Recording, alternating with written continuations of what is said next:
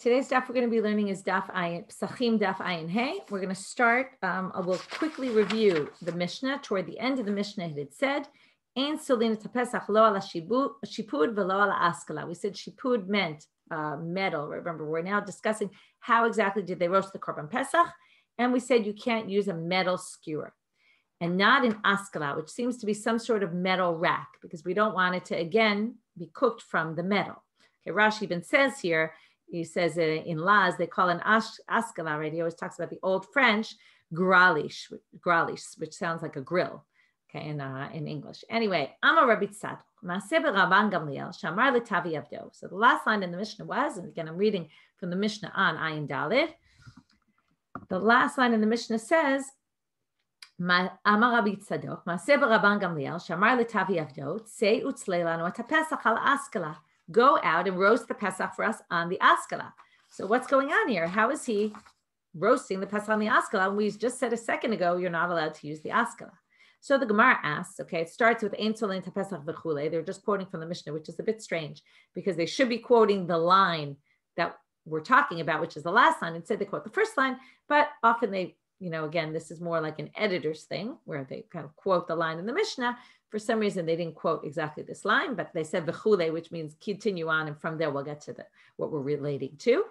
Maaseh listol is the action here, the maaseh, what we see Rabban Gamliel doing. Is that coming to contradict the halacha? You always have this question when the Mishnah talks about a particular case. Is it coming to support? Is it coming to reject? Is it coming to explain? And it's not very clear here what it's coming to do. Often you might see someone disagrees and then they show a maaseh that they did like their opinion, but it doesn't say that here. So it's a little bit strange. So they answer, well, when we have a problem with the Mishnah and something doesn't seem to make sense, one of the options to explain is to say, Chisur machasre v'hachi katani. There's words missing here. Chisur machasre, there's words missing, and hachi katani means, and this is how the Mishnah should read. Okay, again, remembering that all of this was passed down orally, it makes sense to sometimes say, well, a few words accidentally dropped out here. And it should have said, V'im askala menukevet mutal. You can't use a metal rack, but if the metal rack has a big gap in it, and that gap is big enough, okay, imagine like a crisscross, like a warp and woof type style, okay? You have poles going in either way, but the space between them is very large. You have, let's say, gigantic poles. And in between those poles, there's an empty space. Let's say in between, there's, let's say, a square of 4 poles that they form a square. There's a big gap there. And you put the shipud resting on the poles, right? 2 of the poles going in one direction, the skewers going the other way. And the meat is all hanging in the middle then in midair and not touching the askala at all. In that case, it would be permitted, and that must be the case that Amar Rabbi Tzadok, Maaseh Rabban Gamliel, Shamar Letavi Avdo, Seiutz Leilanu et Pesach al Askala Menukevet. And he must have been referring to this kind of situation where the askala would actually be permitted. So now we have a question. Okay, the question's not going to be related yet. In a minute, we'll relate it to our topic. Tanur she'isiku b'klipei orla. We actually talked about things like this. When you heat up an oven with wood, and what do? You use wood from a tree. That's an orla tree. If you remember, that's a tree. In its first 3 years, you're not allowed to benefit from that tree at all. So you're really not allowed to use a fire from it. So let's say you put them in the oven and you lit up a fire, vigrafo, and then you swept all the coals to the side, and now you're going to cook in that oven without the wood there, just with the heat that was created from the orla tree. So now, and then a fabo etapat, and you now bake your bread in that oven. Now, l'divrei ha'oser mahu. Now, there's a big debate. We actually saw this before about these coals that are created from the orla tree. Once they turn to coals, they're really no longer a tree anymore. It's not the same thing. It's not wood anymore. It's just a coal. Some people say, even if it's still in the oven, it's permitted. It's not a problem because it's no longer, it's burnt entirely. Some people say, no, it's still forbidden. So they want to say, according to the one who says that it's forbidden, if it's still in the oven and you're cooking with that fire, what if you moved that all the way to the side, you took it out, and now you're cooking with the heat that was created from that fire? So now the question becomes, is that considered benefiting? I was thinking every Friday I shut my oven before Shabbat and then I put my challahs in to warm up, right? They're warming up from what I heated before, right? The oven's no longer on, but it's still the heat from before. So are you benefiting from that, right? You are really benefiting from it. However, they're not there anymore. They're not only are they not in existence, some people think once they're turned to cold, they're not even in existence anymore. All the more so when you took them out and you're just using the heat that's remaining, is that considered heat or not?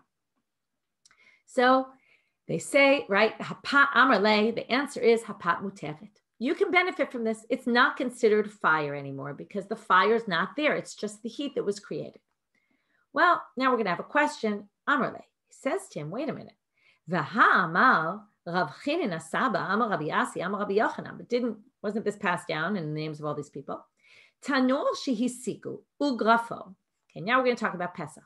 If you had an oven on Pesach, and you lit it up, ugrafo, and you pushed it now to the side, all the fire, all the coals. Vitzalabo et Pesach. Now, what do you think? Is this going to work as tzli esh?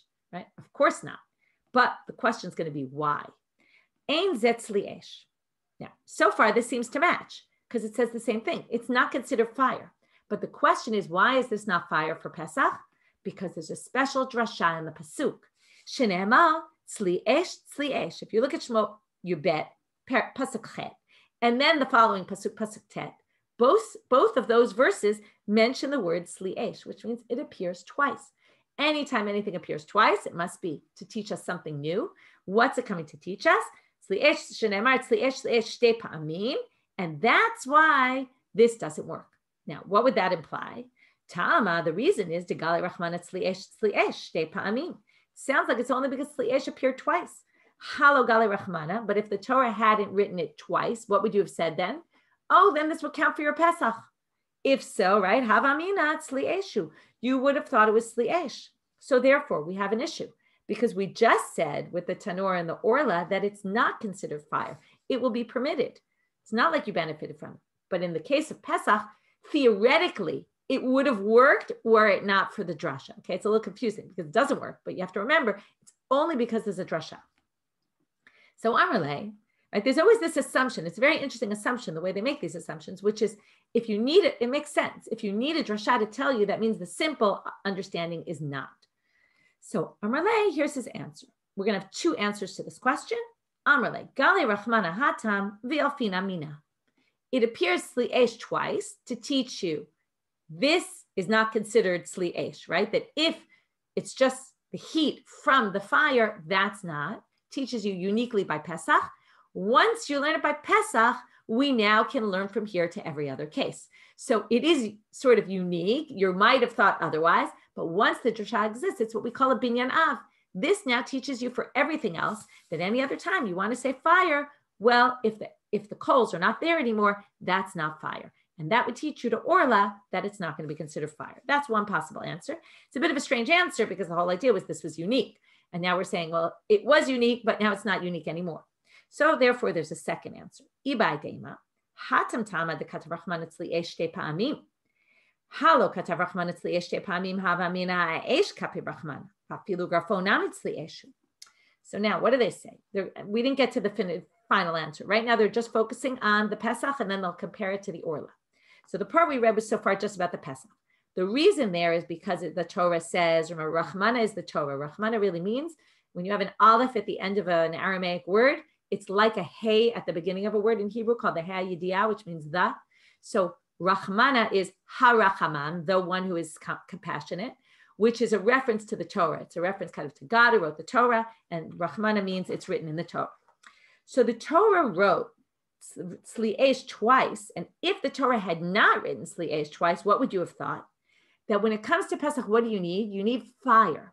Now you would have thought without the word tzli esh, this is fire because you heated it up with a fire. Who cares if the fire is not here anymore? But it was heated up with fire, and you're now cooking with the heat from the fire.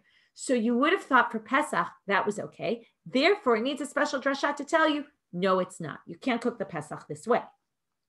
But that's where it says you would have thought Aish Kapi Rahman. It's specifically the fire that you need.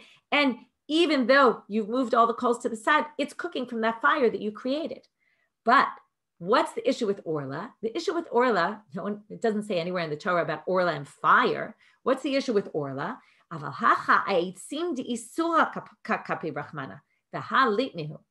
it comes to Orla, what's the problem? It's using the wood from the tree. Now, in this case, you're not using the wood from the tree if the wood isn't even there anymore, right? Number one, once it turns to coals, it's not even really wood. But that, okay, we have a machloket, maybe you still say it's wood. But once you take them out, it's certainly there's no wood there. So you're not actually benefiting from the wood. And therefore, these are two totally different situations because the issue in one is fire and the other is wood. So you can't compare fire and wood. Those are two different things. So therefore, that's a separate answer as to why the Orla case, for sure, it's mutal. In the Pesach case, we needed a special drasha to tell you, but that's because there was a different issue there. Now, new case, and this is going to take us till the end of today's daf. We're going to stop before the Mishnah at the end. So this will be our whole topic from now till the end of the page. This one comment of Rebbe. Chatacho tanu Rabbanan. So in a Braita it says, Chatacho nitano al gabe gechalim. Before we even get to Rebbe, I want to just explain one interesting thing about this line.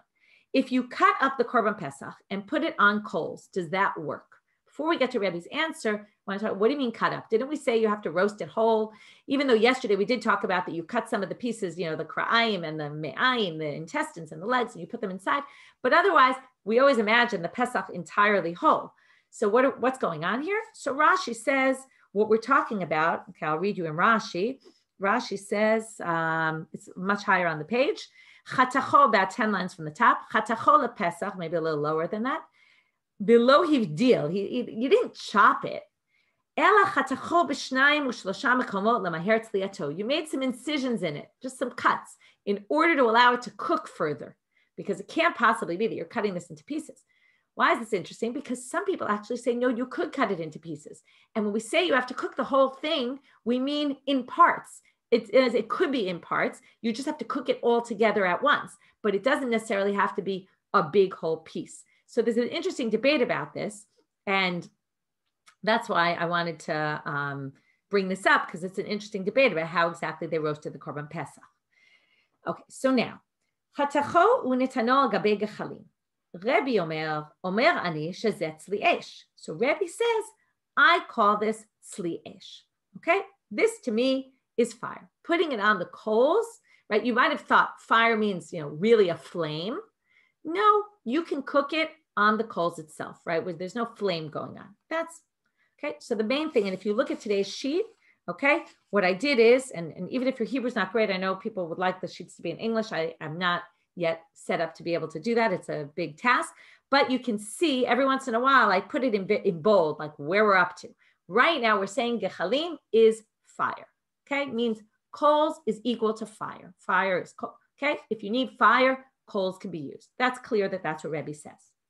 So the first thing we're going to do is bring a contradiction. We're going to have two main contradictions, and that's going to be the whole sugya, basically.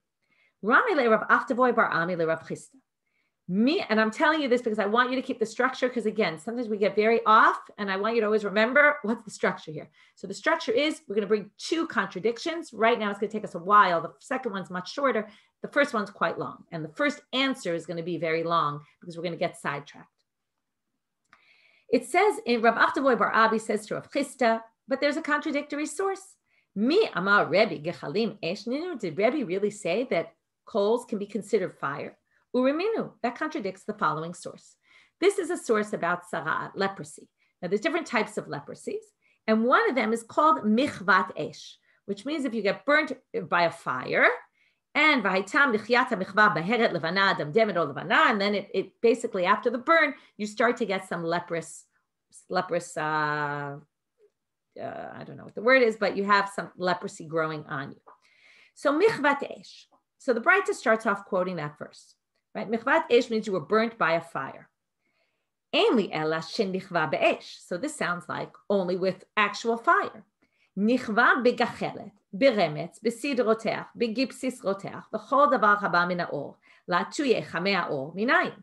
So this includes getting a sore from not only fire, but it also includes, right, or we're going to say, does it include, if it's from a coal, if it's from a remetz, which is and I don't have, I should look at the English for all these words, exactly what it is.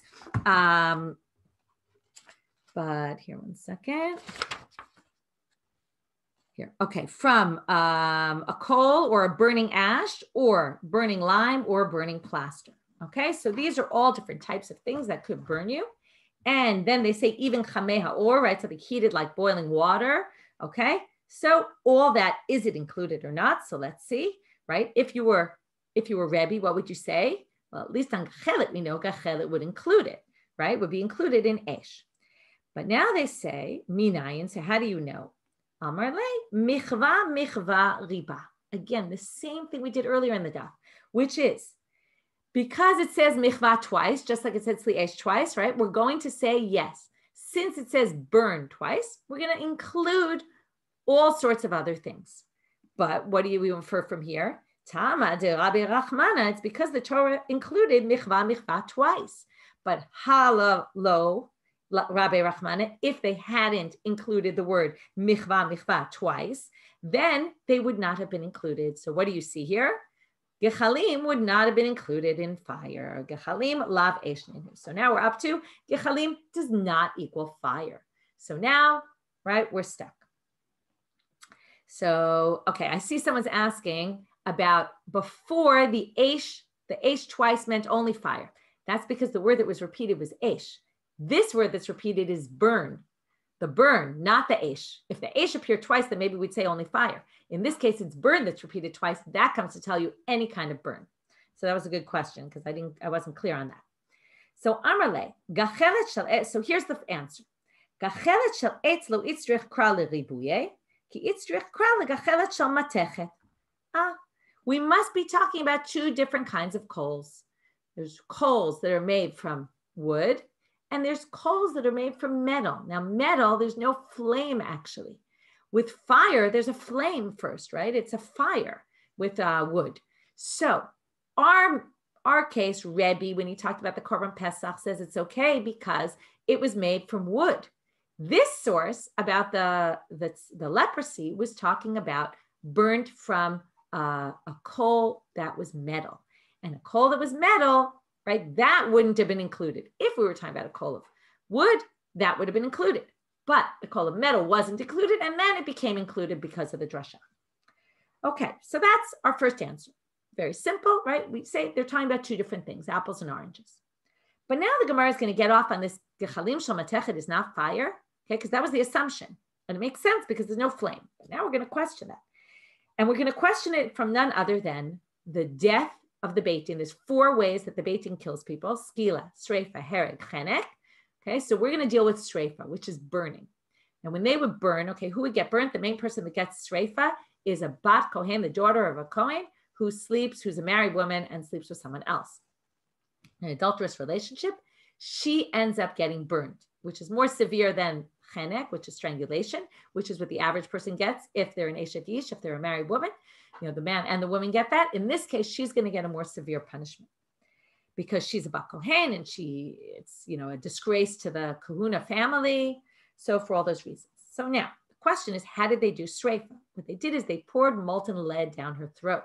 Okay, so now we're going to say, wait a minute, it's called sreifa, burning. And how did they do it? With metal, not with a flame. Okay, so that's going to contradict this issue that gachelet of matechet is not fire. Gechalim shel matechet lav eshu, really it's not.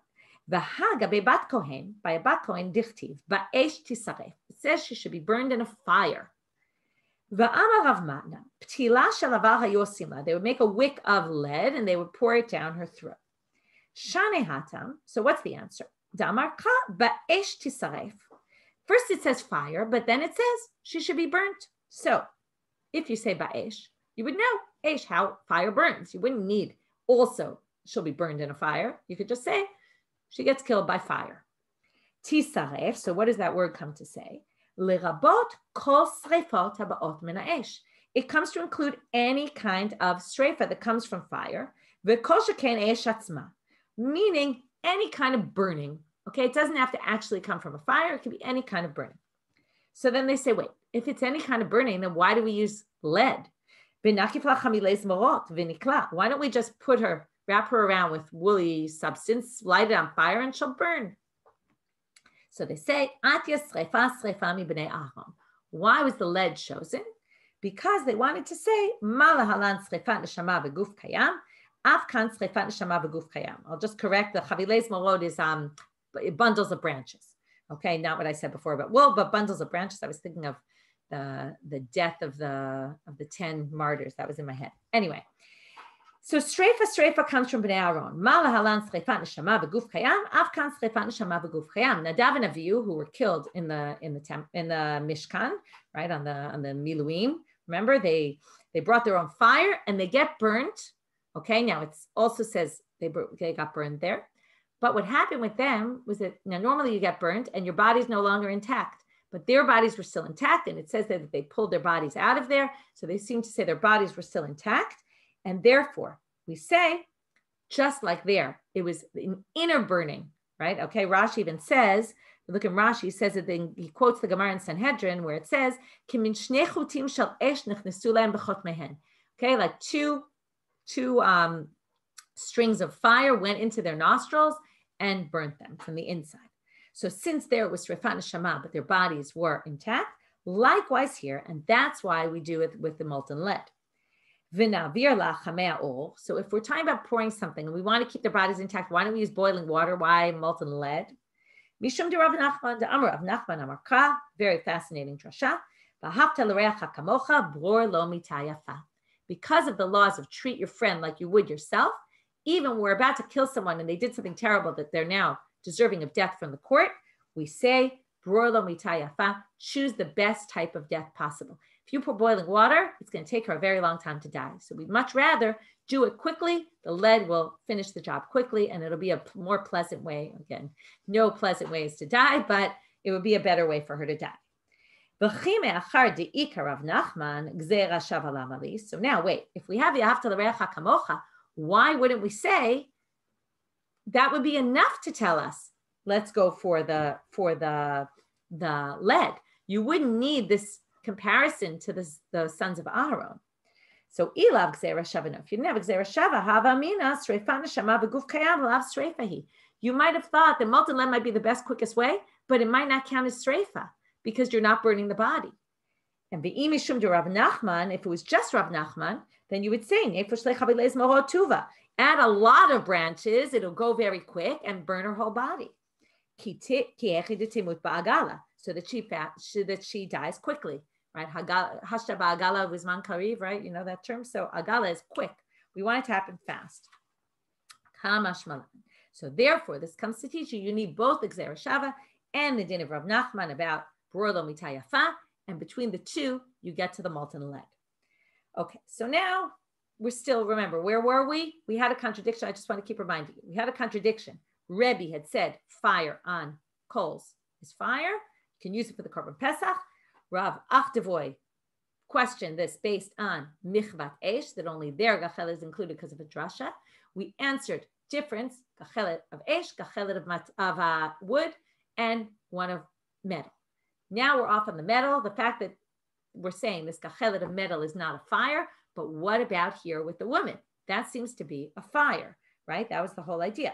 So then we're going to say, Amrle Rabbi Yirmiyah Rabbi Zera. Oh, and then, sorry, we said, and that was all because there's a special drasha there.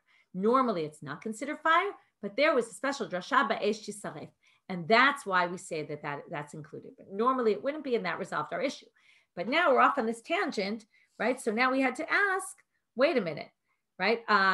We said that, right, 1 second. So then we're now on, right. So now we say, why didn't we use, the whole question then was, if the drasha, okay, the drasha of Ba'esh Chisaref came to say any kind of fire. So why specifically do we have only one way to do it? And then we basically got to the conclusion, this is the only way to do it based on other things. So theoretically, you could have done fire and you could have put branches around her and burnt her, but then it wouldn't be the Gzera Shava of the comparison to Nadav and Avihu. And you also need this Bror Lo Mitah Yafa. So that's how we got to this and not to pouring boiling water down her throat. Okay, so that's where we were. Now we have another question. And then they asked this before we got to Amalei Rabbi Yirmiyah, ve'ela be'esh lamali. So then if the whole thing is that it's molten lead, then why did it have to say ba'esh tisaref? It could have just said tisaref. So what do they say? La'afuke avar me'ikaro. It's to exclude avar me'ikaro, which is lead in its raw form. Okay, this isn't so clear what this is. Okay, there's explanations that say that when you mine it, it's very hot and you can't use when it in its raw form when it's really hot then, but because it's in its raw form, you're not allowed to use it when it's mined. There's a note in the Farber that says this isn't really true. There is no such thing, or at least we haven't found any such thing to be true. And therefore they say that it's the current suggests that it's possibly a, when it means is in its raw form, it has all sorts of other, don't take it in its raw form and heat it up because it has all sorts of other things mixed in and that won't make it as hot. And therefore it has to be not in its raw form. In any case, that's what Ba'esh is coming to exclude, the lead in its raw form. Okay. Amar le Rabbi Yomi ala Rabbi Zera. B'chol hecha dichtiv Ba'esh tisaref lerabot kol hasrefot habaot machmat ha'eshu. So now he says to him, wait a minute. You just said that Ba'esh tisaref comes to include all, this was as part of, we're still in the middle of this first one, right? What do we say? In the first one, the first answer, we said, right, gachelet shel esh, gachelet shel matechet. And then we said, okay, so then we got off on the gachelet of matechet, and we got off on the woman with the streifa, and we said that the whole reason why lead is included, even though normally matechet is not considered esh, is because it says ba'esh tisaref, and tisaref comes to include any other method. Well, now we're going to bring somewhere else where it also says esh and also says tisaref, and it's not every other method. So we're going to question that assumption. So Rabbi Yomi says to Rabbi Zera, really, ba'esh and tisaref, that combo means anything. Okay, let me explain what that is before we move on.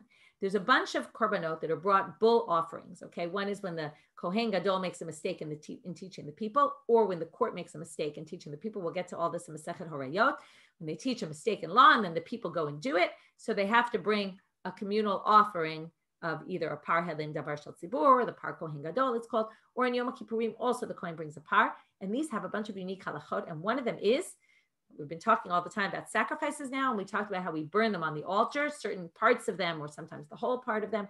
These are burnt in their entirety, but not on the altar. It's very interesting. They're called the parim hanisrafim. They get burnt entirely, but they're burnt outside the temple. Okay, I think it's near Mount of Olives where they burn them, Har HaZeitim. And there's this place where they would take, I don't know if you remember this, or if you've learned this, but one of the things they did in the temple was actually the first thing they did every morning was they would sweep the ashes off the altar. And there was a place next to the Mizbech where they would put them next to the altar. And then from there, every time the pile got big, they would remove them and put them in what was called the Makom HaDeshen. It's called the Deshen, Trumat HaDeshen. They would be Torem, they would clean the Deshen, move it out. And it was always put in the right, it's called the Beit HaStreifa, I think also, Gita, what you're asking. So they would, it's called the Makom HaDeshen or the Beit HaStreifa. They would put the Deshen there, and then these parim would get burnt in that same place. Okay, so now, those are the parim and nisrafim. So hagabe parim and nisrafim. What does it say there? Dichtiv behu v'saraf oto al haitzim be'esh. You burn them on the wood in fire. V'tanya, and it says a braita there. Ba'esh. Now, what does it say? V'lo b'sid roteach, v'lo b'gipsis roteach. Not with the limestone and not with the plaster, the burning plaster. So what do you see here? It can't be with anything else because it says, now remember, the combo of ba'esh tisaref before we said meant, because it says tisaref, that includes any kind, not just ba'esh. Here we're saying because it says ba'esh and tisaref has to be only fire. So that seems to contradict what we said previously. So they give a good answer, right? And they say, Amar le hachi hashta, you're comparing two different things. Hatam ktiv ba'esh v'hadar tisaref. There it said in fire, she should burn. Because burn comes last, what does that come to say? Any other kind of burning also, not just fire. Because it's like, who gets the last word, right? The last word is tisaref. In this case, and therefore that's l'rabot kol hasrefot haba'ot machmat ha'esh. Therefore it includes everything that comes from the fire. But ha'chaktiv v'saraf oto al ha'etzim ba'esh. Here it says, and they burn it on the wood in fire, with a flame. So therefore, levasof esh. Who gets the last word? The fire is the last word. So that comes to say only fire. But wait, it also in this same section here with the parim and nisrafim, it also says burning at the end, because then it says al shefach hadeshen yisaref. So that seems to say it gets burnt on in the place where you put the deshen, but then it says again the last word is yisaref. So again, even though that verse ended with Eish, this one ends with Yisaref. So that would seem to include everything. So what do they say? Oh no, don't worry about that word Yisaref. That word Yisaref is not coming to say, oh, let's include everything. That Yisaref we need for some other reason. Okay, so again, before we get to the other reason, because that's totally separate from what we're talking about, just to review, we had this drasha where we tried to say, right, normally gechalim of matechet don't mean fire. Right? It does. That's not the same as fire. However, in Sreifa, in the Mitat Beitim, when they killed the woman in the court, they would use metal because it said Ba'esh Tisaref. Okay?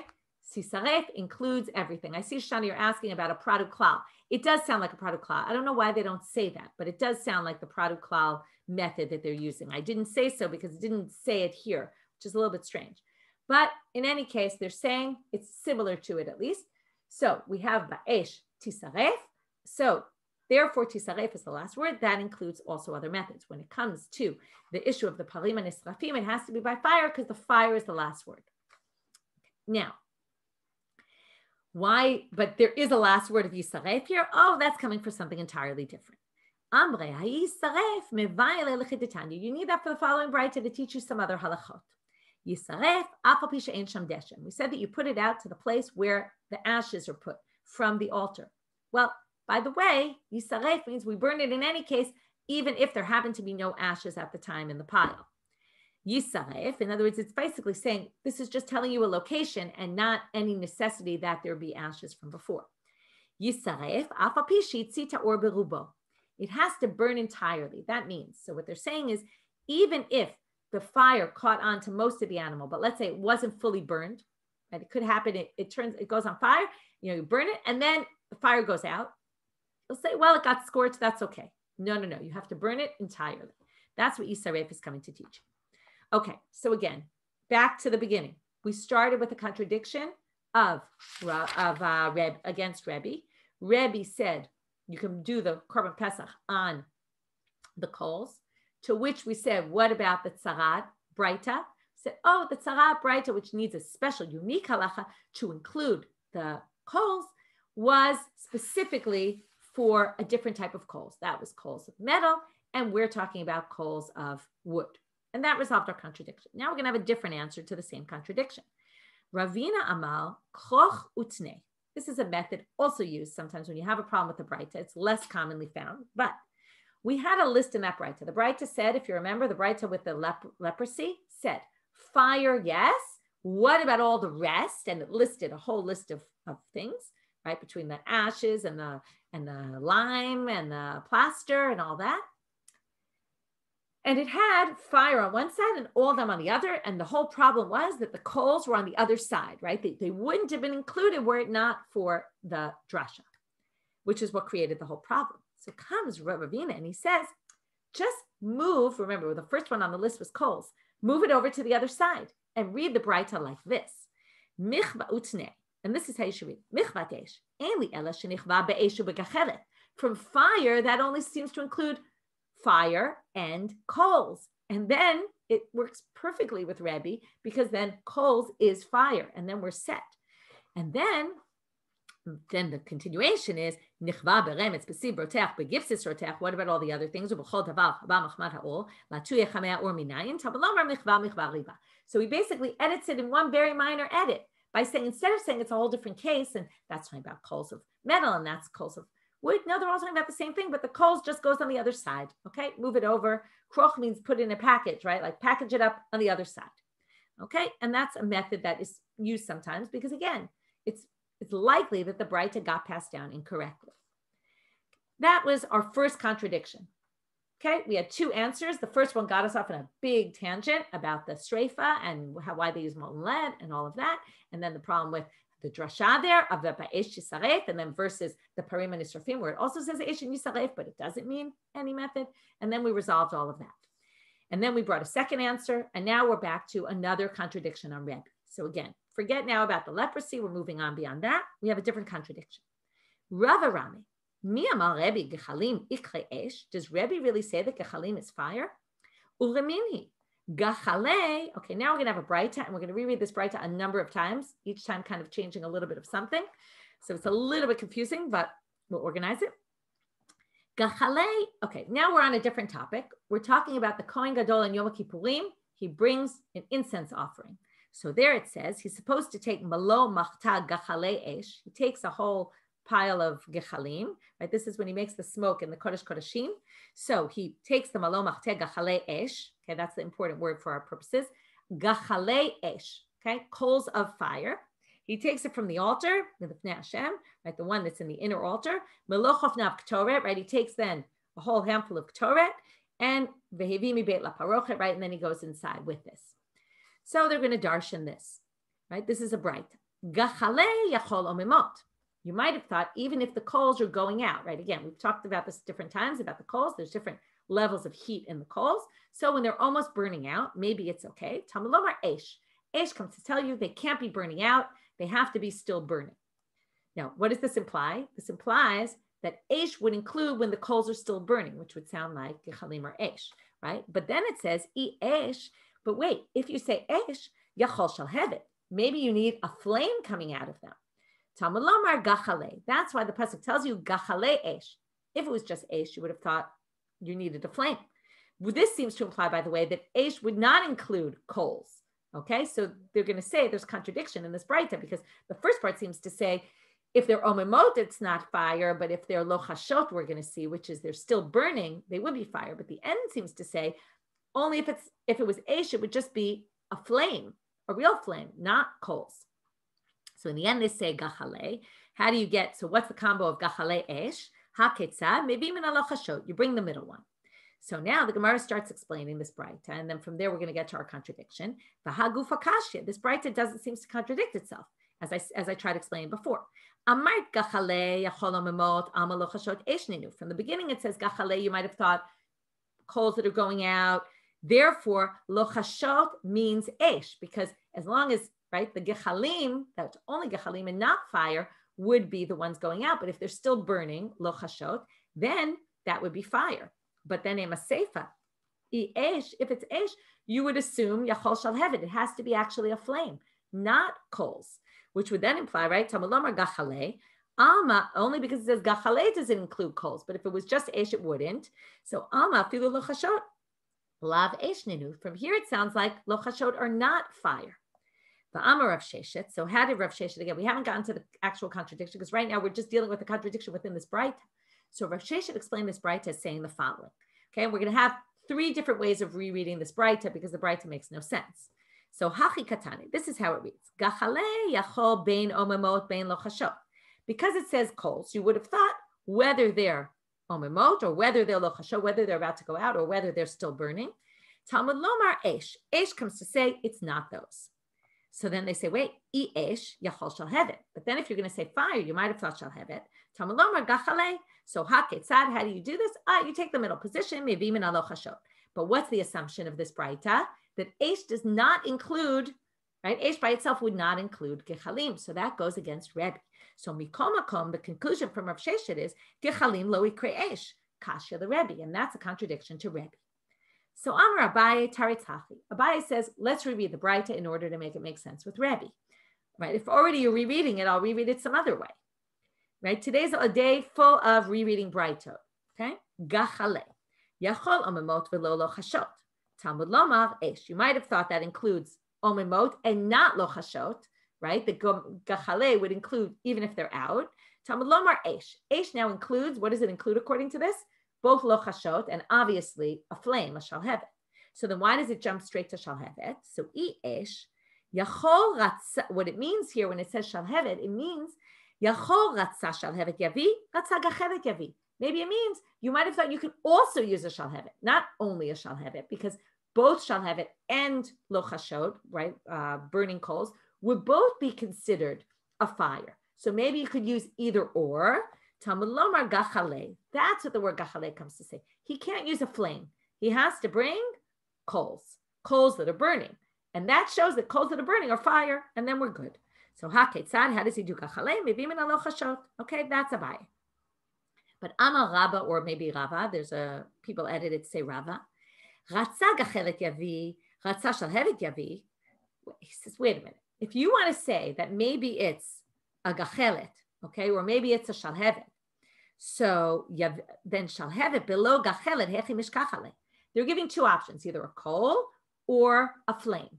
Now, it would have to mean it would be a flame without coals. Now, what is a flame without coals? Normally, a flame comes from coals. So, or, it's made, right? It turns into coal. So they say, what would be the case? The only case where you could have a shalhevet without a gachelet, which would be what they're saying you can't use, it would be kigon deshafia lemana mishcha va'atle bein nura. It would be where you took some utensil, you put oil on it, and you lit it up on fire. I was thinking when people pour wine for Havdalah and they light it up on fire, right? So there you have this flame, but it doesn't have any ash, right? It doesn't have the wood in it or anything else that will turn into coal. So he says, if that's what you're talking about, you don't need a pasuk to tell you, don't, yeah, thank you for correcting, not wine, and I meant alcohol. You don't need a pasuk to exclude this. This would obviously not be something that the Kohen Gadol could go into Kodesh Kodeshim with such a flame. Why not? You would never bring a flame like that. Now it's the question is why, but maybe it's very smoky. It's very unpleasant. Nobody would ever bring a flame like that. So came right before God, especially you're going into the Kodesh Kodeshim. Of course you wouldn't bring a flame like that. So you don't need a verse to exclude that. And therefore he doesn't like Abaya's interpretation that you could either bring this or that. Okay, it doesn't make sense because that would never be an option. So therefore, Rava brings the third reading of this Braita, or the fourth. And the first was our first reading. Then we had Rav Sheshet's, then we had Abaya's, now we have Rava's. So he says, read it like this. Taritzachi, Gachale, Yachol Omimot V'lo Lochashot. You might have thought the Omimot, but not the Lochashot, not when they're still burning. See, people are correcting me, flickering, you could call them. Talmud Loma Esh. That's why it says fire. So now what's here? Right away, what do you see? The beginning, they say, you could have thought Omimot or Lochashot, which means Lochashot is not included in fire, right? Therefore, it says Esh, which comes to exclude. Esh, Yachol Yavi. Oh, sorry, I said it wrong. My mistake. Yachol Omimot V'lo Lochashot. You might have thought Omimot and not the Lochashot, which would mean, again, we're trying to get to my confusion for a minute. Not Lochashot, meaning Lochashot are fire, right? And that's all we're trying to get to. That Rebbe holds Gechalim are fire. These are Gechalim, these flickering coals. Therefore, you would say, Omimot might be excluded because it says fire, but the Lochashot would be included. So now we have to explain why then does it jump immediately to Shalhevet? Why not Lochashot? So they say, Esh, Yachol Yavi Mechza Gachelet u Mechza Shalhevet. You might have thought that you could bring it. What happens to the coal? First, it lights up on fire, and then it turns into coal. So we want you to bring the coals. We don't want you to bring the shalhevet when it's still lighting up in fire. Now, what they suggest is you might have thought that maybe you could bring it when it's still a fire before it actually becomes coal, right? Where it's partially coal and partially fire still. And by the time the Kohen Gadol, it's not that long a time, but the assumption is by the time he picks it up from there, it's still flaming. By the time he gets into the Kodesh Kodeshim, it'll already be just coals. So then you might have thought that's okay. Talmud Lomar, that's why the verse comes to teach you. What does it say? You have to take it kachale esh from the altar. Has to be fully coal when you take it off the altar. So not when you get into Kodesh Kodeshim, but when you take it off the altar, it has to be fully coals. Mishat lekicha lehavi gechalim. It has to be gechalim from the moment that you take it. This is all coming to teach you that, again, gechalim can be fire. And that was to explain Rebbe. So we had 4 different ways. The first way was problematic. The Rav Shet really, it's really 3 ways, because the first way we couldn't even read it. It didn't make any sense. So then we had 3 ways of reading it. Rav Sheshet's was the one that contradicted Rebbe, and then Abai and Rabbi each brought reasons, or maybe Rabbah, as to how they read it in a way that it doesn't contradict Rebbe. Okay, that the Lochashot is on the side of the fire, and then you just have to explain the second part of that Braita in a bit of a different way. Stop here for today. Oh, last line. Sorry, I forgot. I thought we got to the Mishnah. Ibayalihu. Last question. Omimot or omimot? When we talk about these omimot, these, what do you call it, smoldering, okay, they're already going out. Is it with an aleph or is it with an ayin? Amar Rabbi Yitzchak, Arazim lo amamu began Elohim. He quotes a verse about the cedar trees. It's from Yechezkel. Rashi says it's referring to Hiram Melech Tzur. Okay, he was the one who helped Shlomo build the Beit HaMikdash, to which people question because it's clear from the context there that it was talking about the king of Ashur, so it's a little bit strange. But whatever it might be talking about, it's a good question. You could look it up. But it says the big cedar trees don't, yes, and we had this discussion. We had a whole thing about olives and ayins in all sorts of situations, and the omimot came up there also. The cedar trees didn't go out, didn't put him down, didn't blacken him out, began Elohim, meaning he stood tall, he stood even, the cedar trees are always considered the biggest, the strongest. He stood in the garden of God, right? He was taller than all the others. So now what do you see here, right there? The amimot is, they didn't dim him. Here you see, right? That's where you see the coals were dimmed coals. And it's with an ayin, which is the important part. Okay, we'll finish here for today. We'll pick up with the Mishnah tomorrow.